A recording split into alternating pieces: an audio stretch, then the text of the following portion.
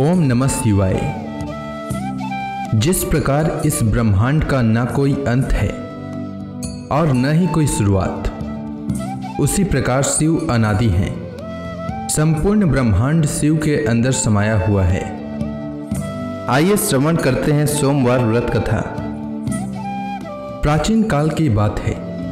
एक नगर में एक बहुत धनवान साहूकार रहता था, जिसके घर में धन की कमी नहीं थी, परंतु उसको एक बहुत बड़ा दुख था कि उसके कोई पुत्र नहीं था।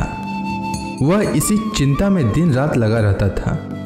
वह पुत्र की कामना के लिए प्रत्येक सोमवार को शिव जी का व्रत और पूजन किया करता था तथा सायंकाल को शिव मंदिर में जाकर शिव जी के सामने दीपक जलाया करता था। उसके इस भक्ति भाव को देखकर एक समय पार्वती जी ने शिव जी महाराज से कहा कि महाराज, यह साहूकार आपका अनन्य भक्त है और सदैव आपका व्रत और पूजन बड़ी श्रद्धा से करता है। इसकी मनोकामना पूर्ण करनी चाहिए। शिव जी ने कहा, हे पार्वती, यह संसार कर्म क्षेत्र है। जैसे किसान खेत में जैसा बीज बोता है वैसा ही फल काटता है, उसी तरह इस संसार में जैसा कर्म करते हैं वैसा ही फल भोगते हैं। पार्वती जी ने अत्यंत आग्रह से कहा, महाराज, जब यह आपका अनन्य भक्त है और इसको अगर किसी प्रकार का दुख है तो उसको अवश्य दूर करना चाहिए, क्योंकि आप सदैव अपने भक्तों पर दयालु होते हैं और उनके दुखों को दूर करते हैं। यदि आप ऐसा नहीं करेंगे तो मनुष्य आपकी सेवा तथा व्रत क्यों करेंगे। पार्वती जी का ऐसा आग्रह देख शिव जी महाराज कहने लगे, हे पार्वती, इसके कोई पुत्र नहीं है। इसी चिंता में यह अति दुखी रहता है। इसके भाग्य में पुत्र न होने पर भी इसको मैं पुत्र प्राप्ति का वर देता हूँ, परंतु यह पुत्र केवल 12 वर्ष तक जीवित रहेगा। इसके पश्चात वह मृत्यु को प्राप्त हो जाएगा। इससे अधिक मैं और इसके लिए कुछ नहीं कर सकता। यह सब बातें साहूकार सुन रहा था। इससे उसको न तो कुछ प्रसन्नता हुई और न ही कुछ दुख हुआ। वह पहले जैसा ही शिव जी महाराज का व्रत और पूजन करता रहा। कुछ काल व्यतीत हो जाने पर साहूकार की स्त्री गर्भवती हुई और 10वें महीने में उसके गर्भ से अति सुंदर पुत्र की प्राप्ति हुई। साहूकार के घर में बहुत खुशी मनाई गई, परंतु साहूकार ने उसकी केवल 12 वर्ष की आयु जानकर अधिक प्रसन्नता प्रकट न की और न ही किसी को भेद ही बताया। जब वह बालक 11 वर्ष का हो गया तो उस बालक की माता ने उसके पिता से विवाह आदि के लिए कहा, तो वह साहूकार कहने लगा कि अभी मैं इसका विवाह नहीं करूँगा, अपने पुत्र को काशी जी पढ़ने के लिए भेजूँगा। फिर साहूकार ने अपने साले अर्थात बालक के मामा को बुला करके उसको बहुत सा धन देकर कहा, तुम मेरे बालक को काशी जी पढ़ने के लिए ले जाओ और रास्ते में जिस स्थान पर भी जाओ यज्ञ तथा ब्राह्मणों को भोजन कराते जाओ। वह दोनों मामा भांजे यज्ञ करते और ब्राह्मणों को भोजन कराते जा रहे थे। रास्ते में उनको एक शहर पड़ा। उस शहर में राजा की कन्या का विवाह हो रहा था। दूसरे राजा का लड़का जो विवाह कराने के लिए बारात लेकर आया था, वह एक आंख से काना था। उसके माता पिता को इस बात को लेकर बड़ी चिंता थी कि कहीं वर को देखकर कन्या के माता पिता विवाह में किसी प्रकार की अड़चन पैदा न कर दें। इस कारण जब उसने अति सुंदर सेठ के लड़के को देखा तो मन में विचार किया कि क्यों न दरवाजे के समय इस लड़के से वर का काम चलाया जाए। ऐसा विचार कर वर के पिता ने उस लड़के और मामा से बात की तो वे राजी हो गए। फिर उस लड़के को वर के कपड़े पहनाकर तथा घोड़ी पर चढ़ाकर दरवाजे पर ले गए और सब कार्य प्रसन्नता से पूर्ण हो गया। फिर वर के पिता ने सोचा कि यदि विवाह कार्य भी इसी लड़के से करा लिया जाए तो क्या बुराई है।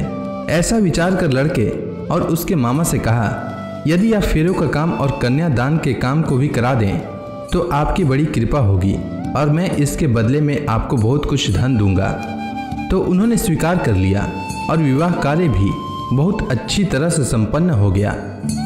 परंतु जिस समय लड़का जाने लगा तो उसने राजकुमारी की चुंदड़ी के पल्ले पर लिख दिया कि तेरा विवाह तो मेरे साथ हुआ है, परंतु जिस राजकुमार के साथ तुमको भेजेंगे वह एक आंख से काना है और मैं काशी जी पढ़ने जा रहा हूँ। लड़के के जाने के पश्चात उस राजकुमारी ने जब अपनी चुंदड़ी पर ऐसा लिखा हुआ पाया तो उसने राजकुमार के साथ जाने से मना कर दिया और कहा कि वह मेरा पति नहीं है, मेरा विवाह इसके साथ नहीं हुआ है, वह तो काशी जी पढ़ने के लिए गया है।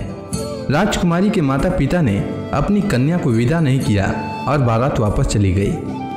उधर सेठ का लड़का और उसका मामा काशी जी पहुंच गए। वहां जाकर उन्होंने यज्ञ करना और लड़के ने पढ़ना शुरू कर दिया।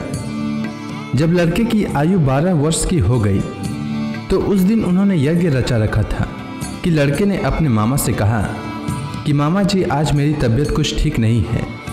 तब मामा ने कहा कि अंदर जाओ और सो जाओ। लड़का अंदर जाकर सो गया और थोड़ी देर में उसके प्राण निकल गए।